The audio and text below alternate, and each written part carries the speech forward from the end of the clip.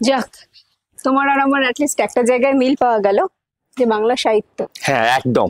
এই শোনো না, তুমি বিভূতিভূষণ বন্দ্যোপাধ্যায় চাঁদের পাহাড় পড়েছো? চাঁদের পাহাড়? হুম। আরে হ্যাঁ, দারুণ জায়গা, দারুণ বিউটিফুল স্পেস।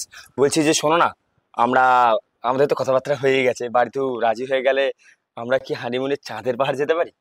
হানিমুনে চাঁদের পাহাড়? কিন্তু ওখানে তো বুনি। আমি পুজো আচ্ছা করি, বুনির দেবতার পুজো দেবো আমরা, এখনকার ছেলেদের মতো নই আমি। ও, তুমি শেষের কবিতা পড়েছো? শেষের কবিতা? হ্যাঁ, আরে আমি ছোটবেলায় আবৃত্তি করতাম ওটা। যেখানেই পাড়ায় প্রোগ্রাম হতো আমাকে শেষের কবিতা বলার জন্য ডাকতো। শেষের কবিতা আবৃত্তি করতে? হ্যাঁ। ও,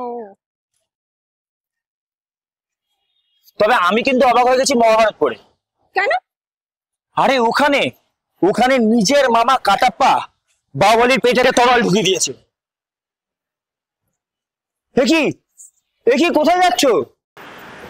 দ্রৌপদীর পাতাল প্রবেশ।